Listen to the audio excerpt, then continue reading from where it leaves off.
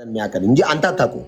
ኤርሚያስን ነው እንደዛ ያለው ለአንተም አይደለም። ያት ማነገረኝ ወንጌል አልተመሰከረልህም ኖ ኖ ኖ ኖ ኖ አእምሮ እግዚአብሔር አእምሮ ሰጥቶኛል አይደል? አነባለሁ፣ ጠይቃለሁ፣ እመራመራለሁ፣ ያልገባኝን ጠይቃለሁ እኮ። መቼ ነው ስለ ኢየሱስ ያወቀው አዳኝ መሆኑን ስለ ኃጢአት እንደተሰቀለ? መጽሐፍ ቅዱስ ያነበብኩ ሰዓት ያኔ ድሮ እኮ። መቼ? ኤሌመንተሪ እያለሁ አሁን የአንደርስታንዲንግ ኮንሲስተንስ ሆኖ እያደገ እንዲቀጥል ያደረገው ነገር ምንድን ነው? ለምንድን ነው ኢየሱስን አሁን ማን ላይ ያልቀየርኩ ሀሳብ በምን ምክንያት ነው ያ የሆነው? ምን ያላልከው? በምን ምክንያት ነው ጸንቶ የቆየው አንተ ጋር? ምኑ ነው የጸናው?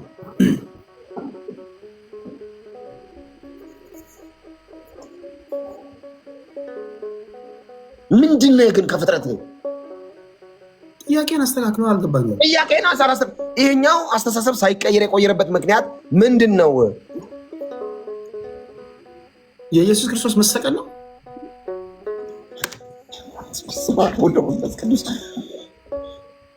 መጽሐፍ ቅዱስ አንድ የመጽሐፍ ቅዱስ ክፍል አንብብልህ እንደዚህ አይነት ስፒሪት ያለበት ሰው ጌታ እንደፈወሰ። መቼስ እኔ ብላይንድ ሰው ራሱ ማን ስፒሪት እንዳለበት የሚለይ ይመስለኛል። ጥያቄ ሲምፕል ነው ቴዲ። አሁን ድረስ ይሄ የክርስቶስ ኢየሱስ ድሮ የሰማው የክርስቶስ ኢየሱስ ብቸኛ አዳኝነት ሳትክዶ ሳይፋቅ ከጭንቅላት የቆየበት ኮንሲስት ሆኖ የቀጠለበት ምክንያት ምንድን ነው? ግብአት ምንድን ነው? ምን መካድ ያስፈልገዋል? ምንድን ነው የሚካደው? ሚካኤል ልቦለድ እኮ አይደለም። የአምባዣ ወይ የፍቅር እስከ መቃብር ወይ የስማከ ወርቅ መጽሐፍ መሰለ እንደ መጽሐፍ ቅዱስ እኮ የእግዚአብሔር ቃል ነው። አንተን አደለ በስልሳዎቹ መጨረሻ ከሀገር የወጡ ዲያስፖራዎችን እያወያየ ያለው አደለ ፖለቲካ ላይ ስታየኝ እኔ እንደ ሶቪየት ህብረት ሽማግሌዎች የሰሙ የቀሰቀሱ ምንድ ከነዛ ውስጥ ነው የምትመድበኝ? ኢንፋክት እነሱ ይሻላሉ። ኢየሱስ ክርስቶስን ቡዳ መንፈስ ትውልድ ቀርጥፎ የበላ ሰው ጋር እነሱ ይሻላሉ ትለኛለን?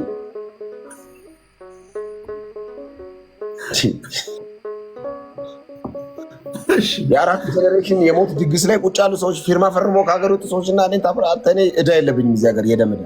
ጥያቄህን እንዳልከው ጥያቄህን ፍሬም አድርገን ነው የኔ ጥያቄ። ኮንሲስተንስሊ በዚህ እውነት እንድትቀጥል የረዳህ ምንድን ነው?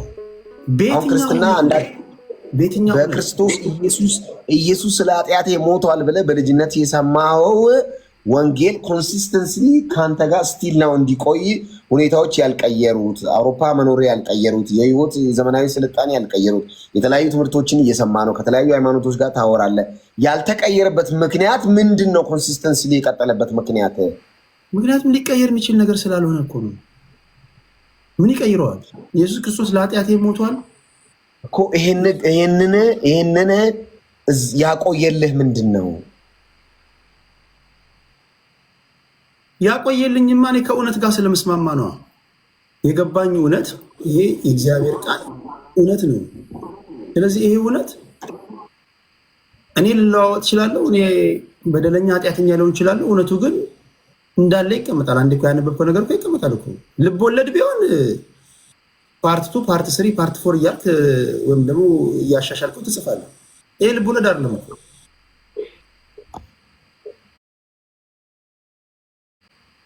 ስለዚህ ምኑ ነው የምትክደው? ምን ይካዳል? አንለስ ሜንታል ካልሆንኩኝ በስተቀር በቃ ተው በቃ ትቼዋለሁ። ከረበሸ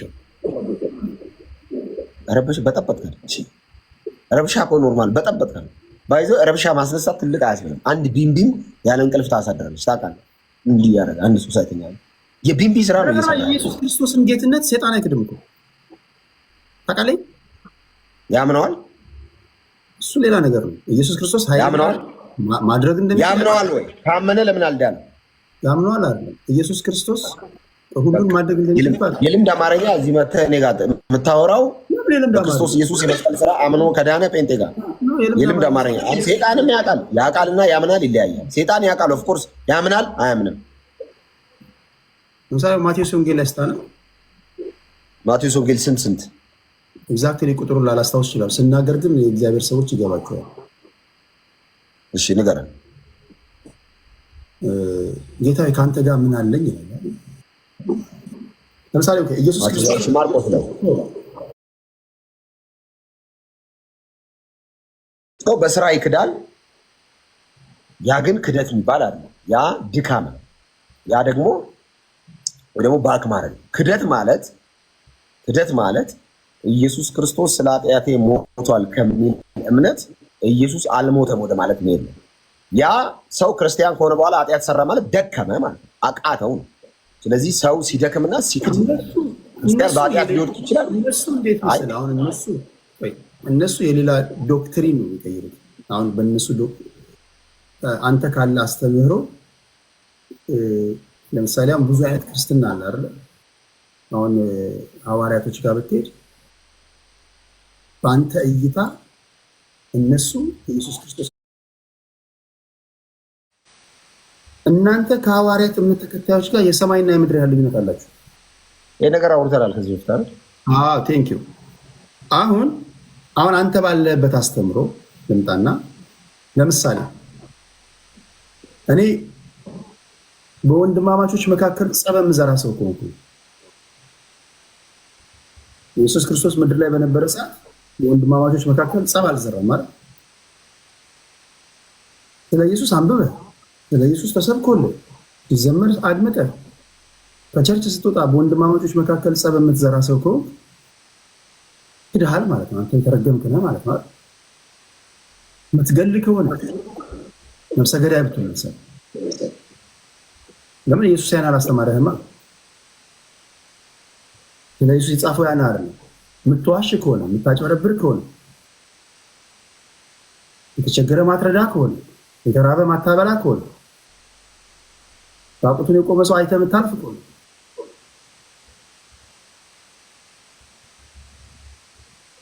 እኔ እንደዛ ነው ማለት እኔ እኮ ቅድም ብያለሁ፣ ክርስትና የተገለጠ ሊሆን ይገባል እኮ። ለምንድን ነው የምደጋግመው? ይህን እኮ አቋሜን አስቀምጫለሁ።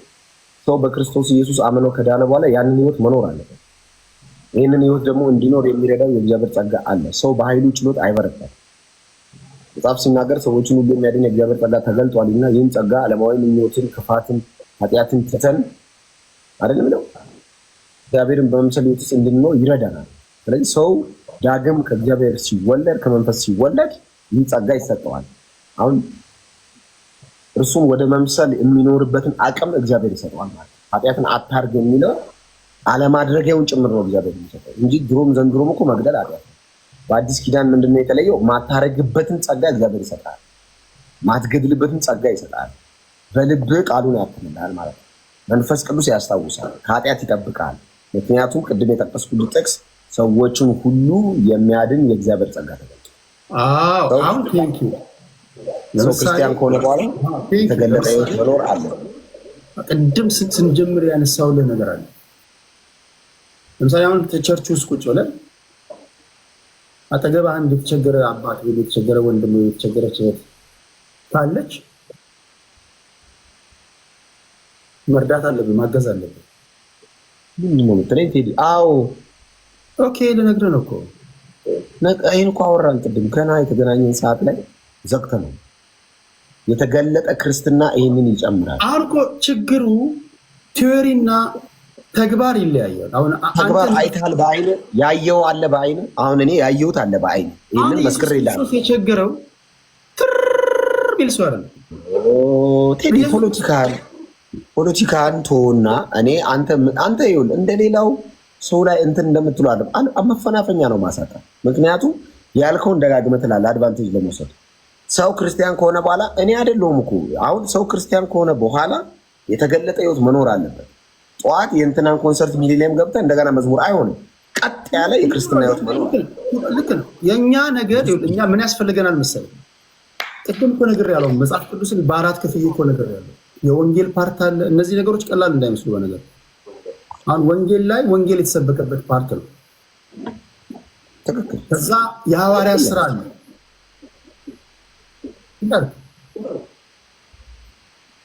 የእግዚአብሔር ነገር እኮ ሲነገር ደስ ብሎ ነው ጆሮን ከፍተህ ነው መስማት ያለብን።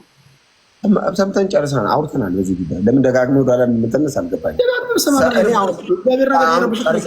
ኖ ጨርሼዋለሁ። ይሄን ጉዳይ አውርተን ተስማምተን ዘግተነዋል። የተገለጠ ክርስትና ያስፈልጋል። ይሄ ለጴንጤ አይደለም። ይሄን መናገር ያለብህ ለጴንጤ አይደለም። እሺ አንተ ብቻ ተናገር። ጨርሰናል፣ እኛ ጨርሰናል። ሀሳብ ጋይስ ቅድም አውርተንበታል። እሺ እዛ ነው እኔ የምልህ ምንድን ነው ብታስተጋግል? እሺ አንተ የምትለኝ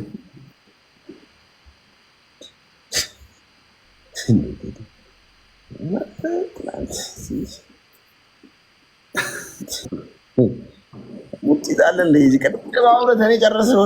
ሰው በዓል ሲመጣ ይብን ክርስቲያን ሰውን ማሰብ አለበት፣ ግዴታ ነው። ክርስትና ከሰው ጋር ቀጥታ የተያያዘ ነው። አምላክ ሰው ሆኖ የሰራው ነው።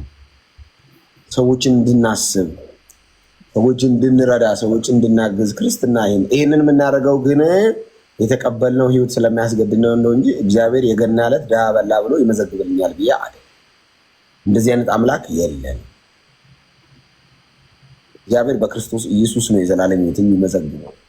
ይህንን ግን የምናደርገው የተቀበልነው የተካፈልነው ህይወት ልግስና በውስጡ ስላለ፣ ርኅራኄ ስላለ፣ ደግነት ስላለ፣ በክርስቶስ መሆነ የመንፈስ ፍሬዎች የተገለጡ ስለሆነ እኔ ጓደኞች ልንገር አገኛቸዋለሁ። ባለፈው አንተ ስታወራ ነው። አሁን ካሙዙ እና አዝገኝ አገኛቸዋለሁ። ምግብ እንበላለን። አንዳንዴ ልክ ምግብ ታዞ የኔ ክርስቲያን መሆኔ ልዩነቱ በመጠጡ ነው የሚታወቀው። ስጋውን በጋራ እንበላና የሚጠጣ አምቧ በለው እሱ አሁን ምን ለመዱ መሰለህ? እሱ ጴንጤ ነው። የጴንጤ አምችነት ነው። ከዚህ በላይ ኩራት አለ? እግዚአብሔር ሰው ሲያደርግ ተሰብስበን እንበላለን። በ15 ቀን 2-3 እንበላለን። በወር አንዴ ምናምን ስጋ ልክ ምግብ ቤት ለእሱ እንትን አምጡ ሲባል እንዴት ደስ እንደሚል እግዚአብሔር እኔን ለዚህ ክብር አበቃኛ። አንዳንድ ቀኖች አለቅሳለሁ። አምቧ አምችነት እንደው ኢየሱስ ጌታ እግዚአብሔር መልካም ነው። ቴዲ ክርስትና በክርስቶስ ኢየሱስ በማመን የሚገኝ ጣፋጭ ህይወት ነው። ሁሉም ይህንን ህይወት ቢያጣጥም ደስ ይለኛል። ሃይማኖት ለውጥ አይደለም። ቅድም ብያለሁ። ከኦርቶዶክስ ጴንጤ የሆንኩ ነበር የሚመስለኝ መጀመሪያ ሰሞን። ኖ ከኦርቶዶክስ ጴንጤ አይደለም የሆንኩት።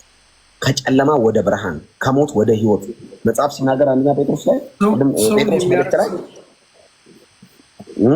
መጽሐፍ ሲናገር ከድቅድቅ ጨለማ ወደሚያስደንቅ ብርሃን የጠራችሁ እርሱም በጎነት እናገር ዘንድ እና ከድቅድቅ ጨለማ ወደሚያስደንቅ ብርሃን እግዚአብሔር በልጁ በክርስቶስ በኩል ጠርቶን ወደዚህ እረፍት ህይወት አምጥቶናል። እና ማረፍ የሚፈልግ ሰላም መሆን የሚፈልግ መለየት የሚፈልግ በክርስቶስ ኢየሱስ በኩል የሚገኘውን የዘላለም ህይወት ማጣጣም የሚፈልግ ሰው በኢየሱስ በማመን የእግዚአብሔር ልጅነትን ስልጣን ቢያገኝ ባይነኝ። መጽሐፍ ሲናገር ለተቀበሉት ሁሉ ግን በስሙ ለሚያምኑት ለእነርሱ የእግዚአብሔር ልጆች የሆኑ ዘንድ ስልጣን ሰጣቸው ተብሎ እንደተጻፈ የእግዚአብሔር ልጅ የሚሆነው በክርስቶስ ኢየሱስ በማመንና በማመን ብቻ ነው። ኑ የእግዚአብሔር ልጆች ሁኑ፣ ከመንፈስ ተወለዱ፣ ይህንን የመንፈስ ፍሬ ተካፈሉ፣ ደስታና ፍጹም ሰላም የሆነውን ህይወት ኑሩ ለማለት ነው። እየተባረክ ወዳለው እረፍት አድርግ። ጸጋ ይብዛልን። ነገ በጊዜ እንገናኛለን። እወዳለሁ። መልካም በዓል ይሁን ለአንተ ለቤተሰቦች ኢትዮጵያ ላይ አሁን ባደረገው ጥሪ ማለት ነው።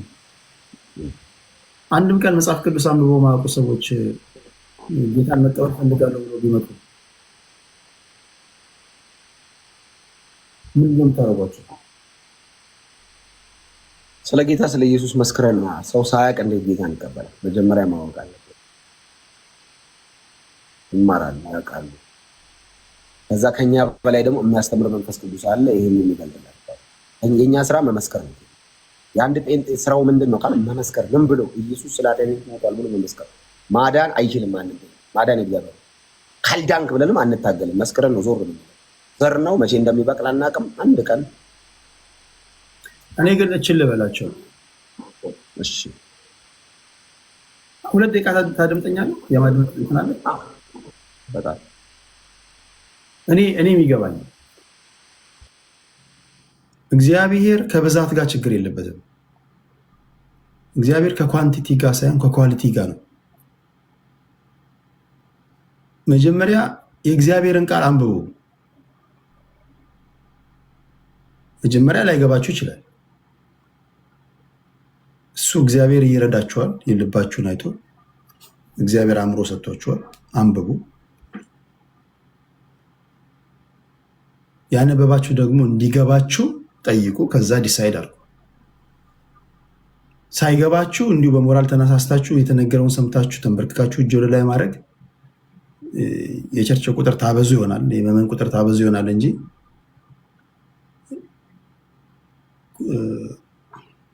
ኳሊቲ ያለው ክርስቲያን መሆን የምትችሉ አይመስለኝም። መጀመሪያ ፋውንዴሽናችሁን አስተካክሉ። እግዚአብሔር ቃል አራት አይነት ሰዎች አሉ። አንዳንዶቹ ፋውንዴሽናቸው አለት ላይ የተመሰረተ ነው። አንዳንዶቹ ለም መሬት ላይ ነው። አንዳንዶቹ ጭንጫ ላይ ነው። አንዳንዶቹ ሜዳ ላይ ነው። ይገባቸዋል። ስለዚህ ፋውንዴሽን ከሌለው ወይም ደግሞ ትክክለኛ ጠንካራ የሆነ የእግዚአብሔር ቃል በውስጣችሁ መጀመሪያ አስቀድማችሁ እንዳለ እርግጠኛው ከሌላችሁ የሚመጣው መሄደው ሁሉ አውሎ ንፋስ ላይ እንዳለች ቅጠል ይወዘውዛችኋል። ስለዚህ የኔ ምክር ለእናንተ መጀመሪያ የእግዚአብሔርን ቃል አንብቡ። ከዛም ትሄዱበት መንገድ ፍንቱ ብሎ ይታያችኋል። ጃንደረባው መጀመሪያ የነቢዩ ኢሳያስን መጽሐፍ ያነብ ነበር። መጀመሪያ ጃንደረባው እያነበበ ነበር፣ ሰረገላ ላይ ቁጭ ብሎ። ፊልጶስ ነው በመንፈስ ተመርቶ መጥቶ ስለምታነበው መጽሐፍ ታውቃለህ ወይ ብሎ ጠየቀው። የሚያስረዳኝ ሳይኖር እንዴት ልወቅ አለ። ዊች ሚንስ ምንድን ነው? እንደሚሸለት በግ ይነዳ ነበረ ምናምና። ነቢዩ ኢሳያስ ስለማን ነው የሚያወራው ምናምን ይላል። ፖይንቱ ምንድን ነው? ስታነቡ መጠየቅ ትጀምራላችሁ። ስትጠይቁ ማብራሪያ ይሰጣችኋል።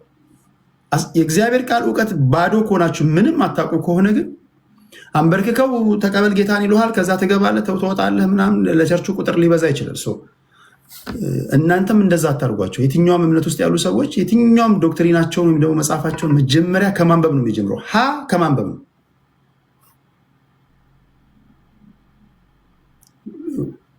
እኔ እንደዛ ነው የሚገባኝ ለማለት ፈልጌ ነው። ትምህርት ቤት የእግዚአብሔር ቃል እውቀት ለምሳሌ ትምህርት ቤት ተማሪ ሆናችሁ አስቀድማችሁ አንብባችሁ አስተማሪው ሪቫይስ ያደርግላችሁና ምንም ሳታነቡ ሄዳችሁ አስተማሪው ቻፕተር 5 ላይ ስለ ምን ልበላችሁ ላይ ስለ ሪፕሮዳክቲቭ ሲስተም ነው የምናወራው ካላችሁ አይገባችሁም። አንብባችሁ ግን ስትሄዱ አስተማሪው የሚያስተምረው ትምህርት እንደ ሪቪዥን ነው የምታዩት፣ እንደ ክለሳ። የመጀመሪያ the very first thing ማንበብ ነው። እኔ ያንን ነው ብለው እንዳልክ እግዚአብሔር ጨምሮ ጨማምሮ ይባርክ። ትቆያለህ እንዴ? ትንሽ ነገ መግባት አይቀርም። ትንሽ መረጃ ልስጣቸውና ቀን ገባለሁ። ነገ ጠዋት ካለ እንገናኛለን። ተባረክ። ደግሞ ወደ ታውቃለህ። እግዚአብሔር አክብርልኝ። እኔ ራሱ በጣም ነው የምወድህ፣ በጣም ነው የማከብር። ምንም ጥያቄ የለውም። ቴንክ ዩ ብራዘር። ተባረክ። መልካም በዓል ለአንተም ለቤተሰቦች። 200 ሰዎች የምትናገረው በጣም በጥሩ ያደምጥ ነበር። ነገ ከነገ ወዲያ ደግሞ እንገናኛለን። ጌታ መልካም ነው። ተባረክ። ቴንክ ዩ ብራዘር። እሺ እሺ